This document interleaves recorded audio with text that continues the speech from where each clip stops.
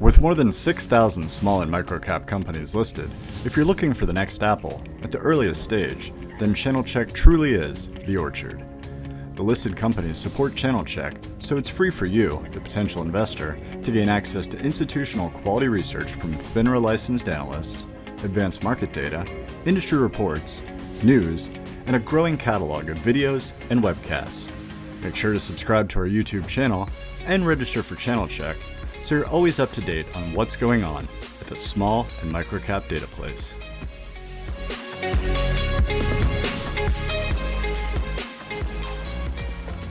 Welcome to the C-Suite series presented by Channel Check and Noble Capital Markets. Noble is an SEC-registered, FINRA-licensed broker-dealer and the source of the equity research available on Channel Check. Today's interview is a special presentation featuring Janet Lee Sheriff, CEO of Golden Predator Mining, James Hesketh, CEO of Viva Gold, and Mark Reichman, Senior Research Analyst for Noble, to discuss the proposed merger of the two companies, which the shareholders of Viva Gold are scheduled to vote on May 3rd. Visit channelcheck.com or click the link in the description for Noble's research on Golden Predator Mining, as well as news and advanced market data on both companies. And now, here's Mark, Janet, and James.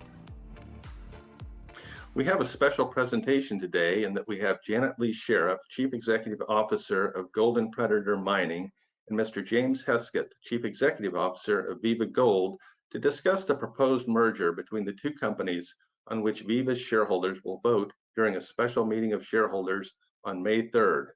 Janet and Jim, it is great to see you. Thanks, Mark. It's nice to be here. Pleasure being here. Jim, before we get into the transaction details, what needs to happen to close the merger? Well, realistically, the merger's already been approved at the court level, subject to the shareholder vote. So the only thing remaining is a vote of Viva shareholders. And we have to have 2/3 of the vote cast in favor of the transaction. And Jim, for investors that may be unfamiliar, what are the key terms? Okay, the key term is this will be a share-for-share transaction where Viva shareholders will receive 1.6 Golden Predator shares for every Viva share that they currently own. And, with that in mind, options and warrants will also be adjusted by the same manner on pricing as well as volumes. So that's the guts of it. And as part of the transaction, there'll be some management changes. 3 of the members of the board will come from Viva, 4 will be from Golden Predator, and I shall become CEO of the new combined company. And Janet, what was the reason for distributing shares of C2C Gold Corp to shareholders, and when will that occur? C2C Gold Corp, Golden Predator owns over 20% of C2C, and that increases our accounting requirements and our reporting requirements. So we saw this as an opportunity to distribute some return to the shareholders while also reducing our holdings below 20%. I believe we'll be at 13% upon distribution, which will reduce our accounting costs and requirements, which is a cost savings to the company. And that will happen in concurrence with the transaction closing. So there'll be a record date set, and that will happen fairly shortly upon a successful vote. And leading off with Janet, what is the primary rationale for the combination?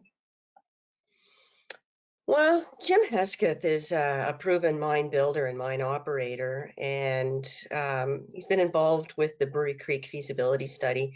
And his history goes back to the Viceroy days on the property. So he comes in with a strong technical knowledge of the project, a good understanding of its value, proven capacity and expertise in very cost effectively building and operating mines.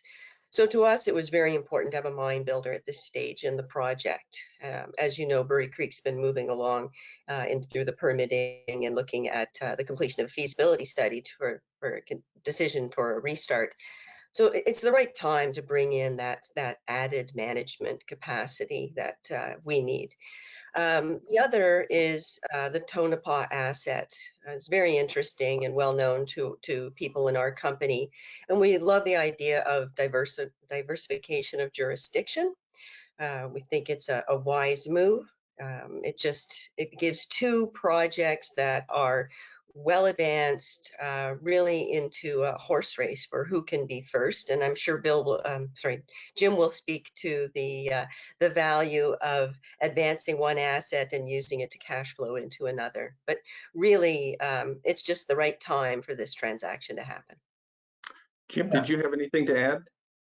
Yeah, I'll add to that a bit. The combination increases the mass and size of the overall company. And when you go to construction financing, that starts to become important. Having more than one asset also becomes important. You have a lot more collateral that you can pledge to the banks. And you'll get a lot more attention when the financiers see that you have more than one asset coming down the pike, because they'll want a piece of the second one too. It becomes a win-win as you start to increase the size. My last company, we started off with one mine, built the second mine, and having one mine in operation made the other one much easier to finance. Plus, you have it improves the vendor relationships. Your vendors start to see that there's more at stake than just one operation. So you can start talking discounts, better support, and overall, it improves the picture of that you need to. It improves what you need to do to meet your goals and strategies. And that's the bottom line. Now, starting with Brewery Creek, would each of you provide just a thumbnail sketch of each of the company's operations? Starting with Janet. Thanks, Mark. Golden Predator is solely focused on restarting the Brewery Creek gold mine. It was a past producing asset from 96 to 02. We've done significant work to build up the resource, and we're in the midst of a bankable feasibility study. We are also working very closely with regulators and the Tantapop to push the projects through permitting. We have a current quartz and water license, and we are seeking to renew those. And then the next stage will be to expand them to include an expanded mine plan, which is beyond the current licensed area. We have about $5.5 million in cash in the bank and marketable securities on top of that. So we're in a strong financial position. We have a very good working relationship with the Tantapop, which I can speak to later, and a project that's really de-risked as a brownfield operation with infrastructure left on site and the ability for a timely restart with everything in place. And Jim? Yeah, the Tantapop Project, it's a well-drilled project. Infrastructure there is fabulous. You can drive right to it on paved road. We can actually get FedEx delivery to the drill rigs. So not too many people can do that. We have a 15 kilovolt power line, upgradable under its existing permits, 25 kilovolt, that crosses our claims. There's also a water pipeline belonging to a commercial water utility that crosses the claims as well.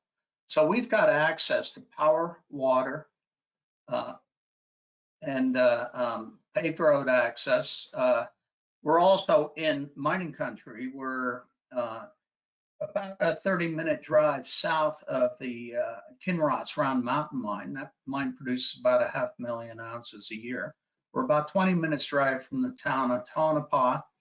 2/3 of the project has already been drilled and measured and indicated level.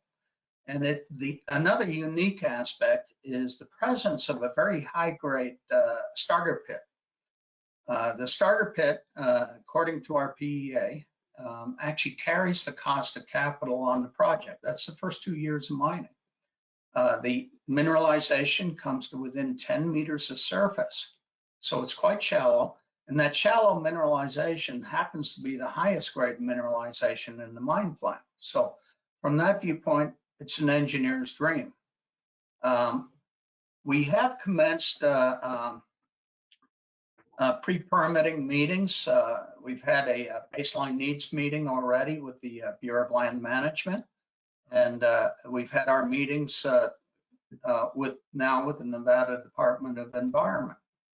The project is a relatively clean deposit, no deleterious elements, and we don't foresee any difficulties on permitting. Nevada is the place to be. It's one of the top jurisdictions in the world. Jim, the management and board roles have been announced. How easy is it to transition your thinking from one project or the other to making capital allocation decisions and taking a broader view of the entire asset portfolio? I've run multi-asset companies in the past. My last company, we took it from an exploration company up to 2 producing mines and over 100 million a year in revenue. So this is a task that I am deeply familiar with. Yes, you do have to allocate and you have to prioritize. And usually the way you do that is you prioritize in areas to remove stumbling blocks. And you continue to move assets forward until you come to the point where you have to make a final construction decision on one project or the other. And that's going to be determined by permits, by capital needs and capital returns, and the availability of financing. So those are a lot of things to bring to bear, but it's something that I do have experience in operating and managing. And James, you're obviously familiar with both companies' projects. So what was it about Golden Predator that makes it the ideal partner? And then following that, I'd put the same question to Janet. Yeah, I have a degree of comfort with Brewery Creek. I'm very familiar with the project. I actually built a mine myself in the Yukon in the mid 1980s. I lived for about 2.5 years in Watson Lake. Not many people can say that. I've got a familiarity with the Yukon and with Nevada. My last mine construction was in Nevada also. The ability, both Brewery Creek is an advanced stage project. It's very close to, with permits, making construction decision. So that's attractive. There are other assets also in Golden Predator that can be used as a pipeline and as monetary instruments. You can always package assets and sell them to help the financing.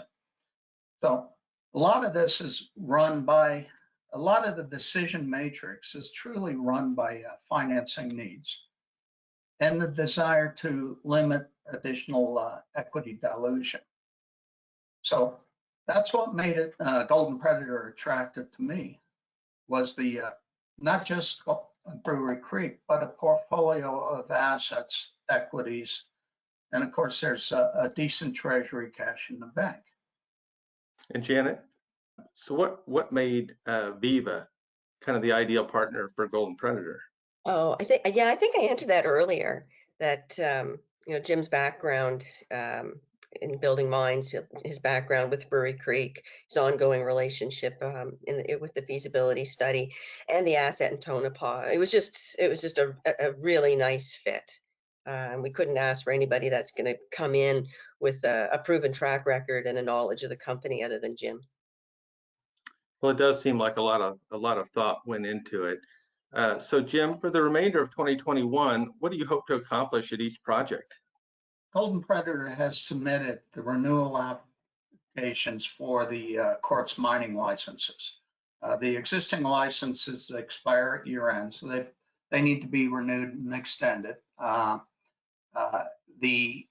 There will be some ongoing modification to those permits to accommodate satellite pits.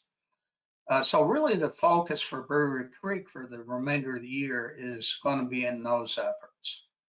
The completion of the feasibility study will give good direction, and that'll lead to also some financing efforts. Construction financing takes a period of time to accomplish. So you have to get your lenders familiar with the project, and that is not done overnight. So that'll also be part of the focus for Brewery Creek. The remaining focus, Tantapop, we've done the first iteration on meeting with the BLM, the Department of Environment for the state of Nevada. They have given us a baseline study need, what we need to add to the current database, and all of that feeds into the feasibility study work. So we've taken the first step required to create the factor inputs for the feasibility study. So we would anticipate moving into feasibility study probably this summer sometime, and then moving directly when we get enough data from the feasibility work, close the loop on the permitting, initiating that. So really it's a lot of engineering, a lot of permitting work. The feasibility at Tantapop will require additional drilling. So there'll be some drilling programs coming up. The bottom line is that all of this activity will create a pretty substantial news flow for the company. So that's important also. Now, each of you has extensive experience working with various stakeholders, including government agencies and First Nations groups. So Janet, what has the reception been to the merger? Well, as you know, I've been working with Yukon First Nations for over 30 years. And if you're going to do anything in Canada, you are going to work with the First Nations in a very progressive manner. And I could not ask for a greater working relationship than Golden Predator has with the Tronda-Gwich'in First Nation. They are an incredibly progressive, self-governing First Nation.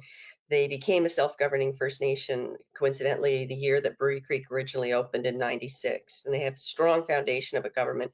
They have dealt with many mining companies, quartz and placer in their territory. They understand the evolution of junior companies. They are appreciative of the fact that we want to build a larger company with multiple assets, and have been very supportive of helping us through the permitting process with Brewery Creek. So they don't envision that this merger is changing their relationship with the company. They see this as a cost plus that we're adding in a mine builder. And we meet regularly. Actually, I was just on a call with them in advance of this. Everything is in full disclosure with the First Nation, and couldn't be more supportive to help us getting through the permitting process. And you've talked about it being a horse race between Brewery Creek and Tantapop. So Jim, could you just elaborate on that and discuss how you're thinking about project financing? When you enter the permitting mode, a lot of stakeholders come into play, a lot of governmental entities come into play, First Nations groups, other groups, it all comes into play. So you never know quite how the timing is going to work. And we've got two projects. Brewery Creek's actually more advanced than Tantapop because of the feasibility. But we've got two projects in a not dissimilar status that have the same sort of rapid development possibility.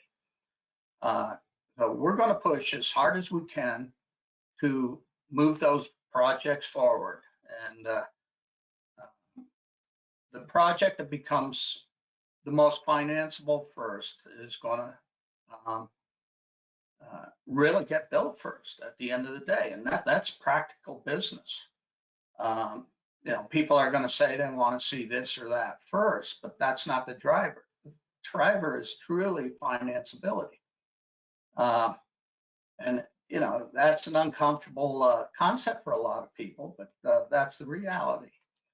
And so, yeah, there is a bit of a horse race, but it's a very friendly horse race, and it's going to be well managed. You know, the work has to be performed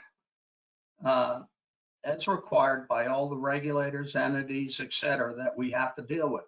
My last mine, I had a mine in California. I had 26 different permits on that mine. So you're trying to make an awful lot of people happy. I was going to say, if I could add something that I think is important at this point in time in the world is COVID is a factor in what we're doing. And COVID has impacted planning by delaying many components. But the other thing that COVID is doing is it's really showing the need to have an economic plan in a local community. And the community of Dawson City and the Trondequitchin Traditional Territory has experienced economic change. The tourism industry is gone. Travel restrictions are in place. So when you're talking about a project that's going to employ 50 to 80 people through the construction phase, this is something that's extremely important to the well-being, both social and economic, to the community, the broader community. And it's really important to remember that at this time, that this is a factor. And it's extremely important to us at Golden Predator that everything we do is to the benefit of our shareholders and the community. So bringing in those jobs and having that capacity to do that operation in the bubble of COVID is something that is very important to the company, very important to the First Nation and the community. And it's also something that I think Jim has the expertise to come in and take and run with. Yeah, we're seeing many of those same issues in Nevada also. Really, COVID shut down the entire Las Vegas, Reno gambling scene. You know, the state economy is not in great shape, and the only other economy around Tantapop where we're at is mining. You know, the tourist economy right now is extremely depressed. So that is an important point. And Janet, there's been a significant amount of interest in Golden Predator's 20% interest in Group 11 Technologies. So how does this investment fit into the company's long-term strategy? Well, Golden Predator is solely focused on putting Brewery Creek back into production. That said, we have other hidden assets in the company, as Jim alluded to. We have a resource at Marg, we have Brewery Creek, we have Gold Dome, we have great positions that enhance our stock portfolio, and we do the option writing strategy. And we also have a 20% interest in Group 11. Group 11 is a private US company that's looking at some alternate technology of marrying ISR, in situ recovery, used in copper and uranium, on a project in Wyoming, and an environmentally friendly solvent. It does not cost Golden Predator anything to have that ownership. There's no time from management spent on that, but it's something that it's really a bit of a free ride for Golden Predator. It came about because of the work Golden Predator did to replace the smelter process at the test facility that we had in Watson Lake. So that gave us the ownership, and it's off and running. And really, it's about doing something that's creating value and meeting ESG standards in the gold sector, in the gold space. So we're happy to be part of it. We're happy to have the ownership. It's not distracting us from our goal, though. Well, to wrap up and leading off with Jim, how will this merger further differentiate the company from other mining companies, and why is now a good time to invest? Yeah, the bottom line is there's not too many companies with the combined market cap of Golden Predator that have 2 development projects in play and this advanced. So Golden Predator has a strong opportunity to move towards production rapidly. That production can be used to fund additional exploration, project development without shareholder dilution. So really, you know, one of the questions is always, how do you get off the dilution treadmill in this business? Well, really the key answer is go into production and produce income. And that's really the goal. And that's what differentiates us, because most gold companies are totally not focused on creating income. They're just looking for exploration hits and hoping for a pop in the share price. We're planning to take the company well beyond that and turn it into a growth concept that the shareholders can gain value from in the future. And Janet, did you have anything to add? No, just thank you very much for this today, Mark. It's been wonderful to be able to present on this opportunity, and I appreciate your time from both of you today. Thank you for joining us, Janet and Jim. Well, thank you very much, Mark. It's a pleasure to be here. And for Viva shareholders, I would encourage you to vote for the merger. Thank you for joining us for this C-Suite interview presentation brought to you by Channel Check. Visit our YouTube channel for more interview content, as well as virtual roadshows and conference presentation replays. New content is added regularly, so subscribe below to stay up to date. Visit channelcheck.com or click the link in the description to access equity research, news, and advanced market data on this and the 6,000 other small and micro-cap companies listed.